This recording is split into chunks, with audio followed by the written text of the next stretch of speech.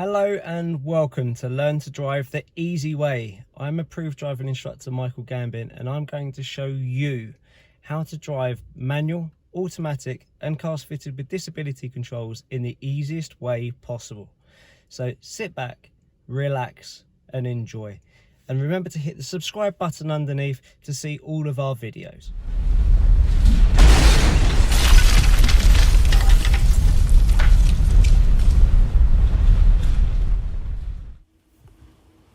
Okay, so what we're going to talk about now is how to turn left out of a road, also known as an emerge.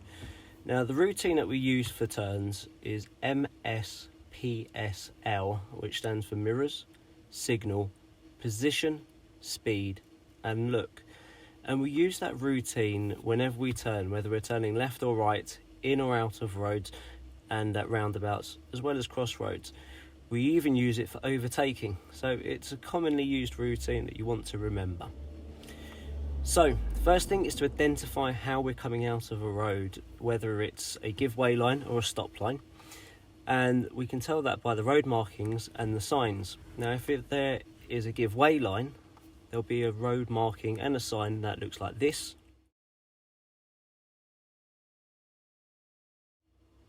And if it's a stop line, you'll have a road marking and sign that looks like this. Notice that the give way sign and the stop sign are both independently shaped.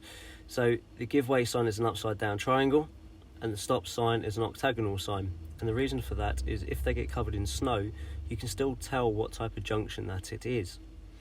Now, with a give way line, you do not have to come to a complete stop. You can keep the car moving, and it's actually preferred to, because if there are vehicles coming and you can't see properly because of, say, parked cars, by keeping the car in motion, you'll get to a point where you can see, and that will make it safer to know whether you can commit or not. Whereas with a stop line, you must come to a complete and utter stop. If you don't, on your test, it's an automatic fail. And if a police officer sees you, it's also points and a fine as a result of not abiding to road regulations. So, the first thing that we're going to do is check our mirrors. Now, we're going to check our rear view mirror first and the side we're moving towards. And the reason for that is if we can see that there are anyone behind that is close, or there is someone that's going to go past you on the side you're moving towards, you can now do your signal earlier than normal. Now, the normal distance for a signal is the speed limit of the road converted into meters. So the speed limit here is 30, so we would therefore indicate 30 meters before the junction. It doesn't have to be exact, but there or thereabouts. But if there is, like we said, somebody close behind you or someone that's going to go past you on the left, we then signal earlier than that to give them more time, more knowledge. Once we've done that signal, the next thing we do is our position. Now, for a left turn, if there's only one lane on the approach, you want to be pretty central to the lane position. We don't want to be right next to the curb, as it makes the turn more difficult. What we will then do is slow the car down, which is part of our speed, and we'll do that by applying some brake pressure. Once we've done our brakes, we would then slow the car down to a walking pace for a give way line, okay, and then a crawling pace with about 3 or 4 meters to spare. So we are going very, very slow whilst we do our look. Now we're going to look right and left repeatedly until we see that it's safe. If it is safe, we then can proceed. But remember, if it's a stop line, you must stop completely. If it is safe, you would then go. If it's not safe, then you just wait until it is.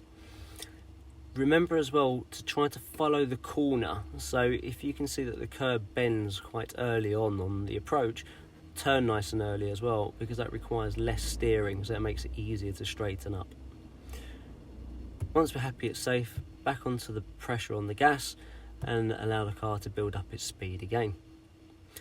So what I'm going to show you now is how to do that. Okay, so turning left out of this road. So mirror, mirror, signal, braking nice and early. You see, I'm only really using my thumb pressure here. I'm not using much at all. I'm looking repeatedly, I'm steering with my corner. Once it's safe, I pull to get some throttle. I'm just going to ease off just to allow this cyclist to come through. Remember to cancel your signal as well. Okay, when you're using an indicator toggle, it will not cancel itself. Okay, you have to do it with the button instead. So, coming up to the end of the road here, mirror, mirror, signal, position and brake. You can see I already came off the accelerator before. I'm looking repeatedly, I'm turning with my corner, it's safe, so I'm just going to put a little bit of throttle onto it and straighten it back up and cancel my signal. Mirror, mirror, and I'm going to turn right here. Right turns we'll normally do as the last turn type out of the four, just because it's a little bit more involved, but you'll talk about that and you'll see that on a future video. So all I'm doing now is putting a little bit of throttle on.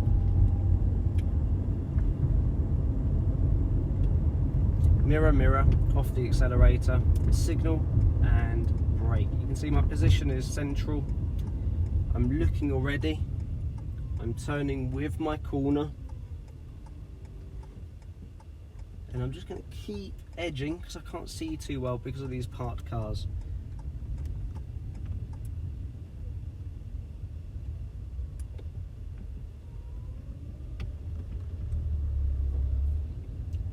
So now coming up to the end of this road, mirror, mirror, signal,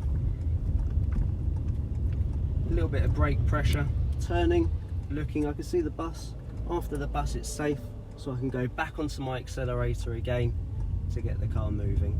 And again, cancel my signal. So, I hope this video has helped you understand what is required for an end of road right turn. And I look forward to seeing you on the next video, which we would suggest to use the right turn emerge, so coming out of a road as a right turn.